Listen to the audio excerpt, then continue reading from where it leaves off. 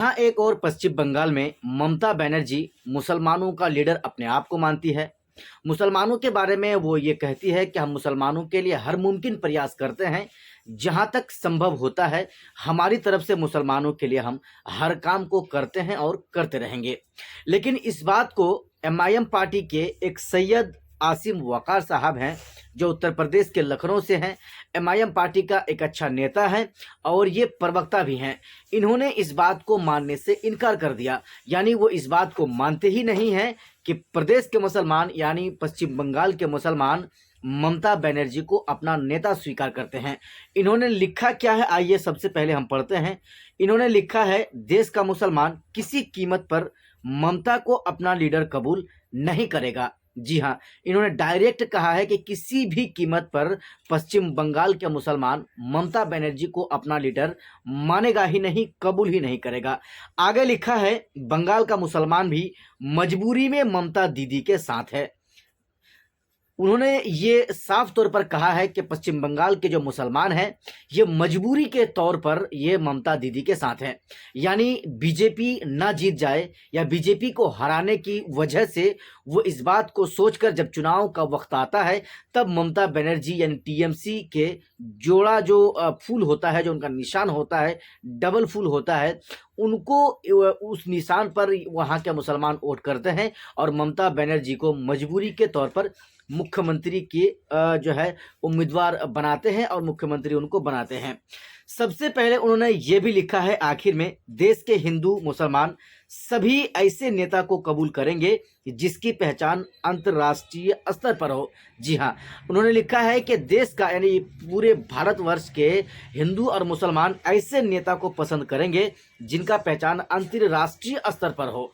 और आगे लिखा है, और जो मोदी से टकराने में सक्षम हो। इन्होंने दो चीजें लिखा है कि देश का हिंदू और मुसलमान ऐसे नेता को कबूल करेगा, ऐसे लीडर को अपना नेता मानेगा जिनका कद जो है, जिनका पहचान, जिनका कद अंतर्राष्ट्रीय स्तर पर हो। और दूसरा, उनका मोदी से टकराने वाला हो, ऐसे नेता को देश का हिंदू और मुसलमान पसंद करेगा। हालांकि इस तरह की बातों के लिए एमआईएम पार्टी जाने जाती है, एमआईएम पार्टी के नेता जाने जाते हैं, लेकिन देश का मुसलमान किसको अपना नेता मानता है ये आप बखूबी जानते हैं। एमआईएम पार्टी हमेशा मुसलमानों के हित की बात करती है।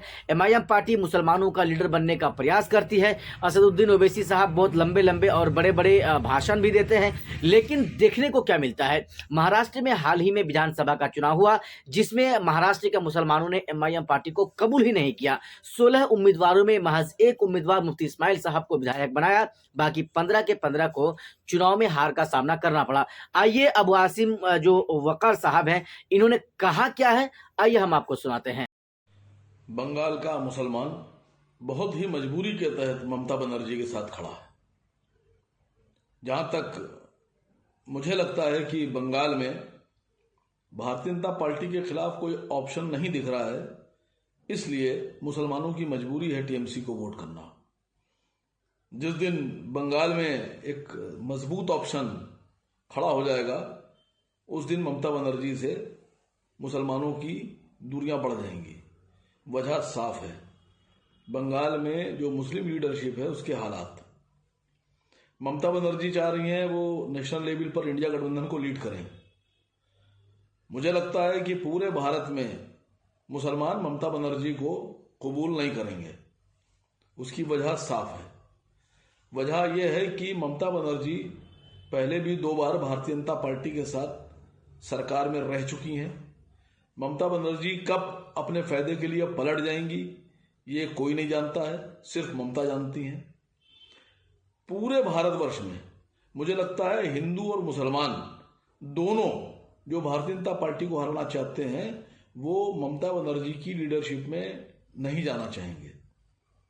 देश ऐसे नेता के साथ, मुसलमान ऐसे नेता के साथ खड़ा होना चाह रहा है जो राष्ट्रीय नेता हो, जिसकी अपनी एक नेशनल पहचान हो, नेशनल छवि हो, जिसकी पार्टी की शाखाएं कश्मीर से कन्याकुमारी तक फैली हुई हों, जो लोगों के दिलों में अपनी पहचान बना चुका हो, घर बना चुका हो। मुझे लगता है कि एक बार इंडिया गठबंधन वालों को सोचना चाहिए कि इंडिया गठबंधन को सिर्फ वही लीड कर सकता है जो नेशनल लेवल का लीडर हो, नेशनल पार्टी का लीडर हो। बाकी आप लोग जाने।